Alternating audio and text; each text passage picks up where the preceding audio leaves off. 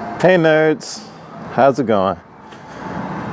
Sorry, kind of in a hurry, so I couldn't worry as much about lighting. But I did recently just finish the second episode of Walking Dead, season 7, episode 2. Yeah, it's called Well, and given that Glenn died last episode, I think it was actually kind of interesting that the well as a symbol and Glenn, because if you remember back in season 2, Glenn volunteered for a mission to try to get Walker out of a well so that they could have drinking water, and it was when they were still pretty new to Hershel's farm and they were still trying to prove their worth. And I think that my prediction of some association was spot on, because basically Ezekiel's camp goes by the motto of, drink from the well, replenish the well, which I think is great. I was really scared that Carol might die this episode, honestly.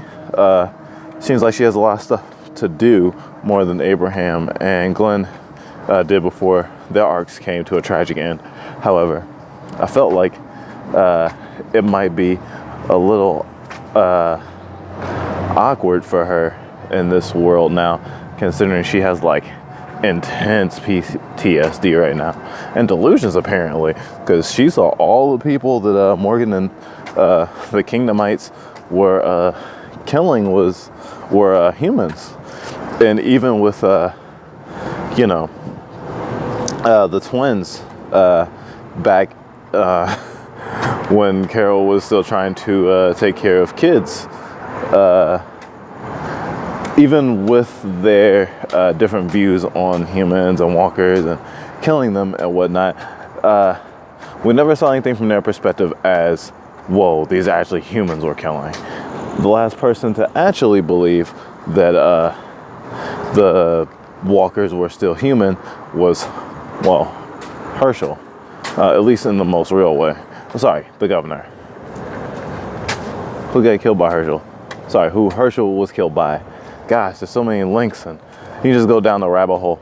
But moving on, I do hope that Ezekiel and Carol have a stronger relationship. I think that shipping wise, she seems like she'd be a much more interesting person in tandem with him than with was her squeeze back at Alexandria. Gosh, I'm so sorry to forget his name, but gosh, just making sure I don't die when I cross the street. Anyway, this whole don't bullshit a bullshitter thing, I think was really awesome. I'm glad someone could see through Carol's veneer without her having to break it, and this whole thing with acting, which Carol's really good at, I think really come full circle. I'm not sure if we'll see too much more of her pretending to be weak, considering that she now has the freedom to live alone.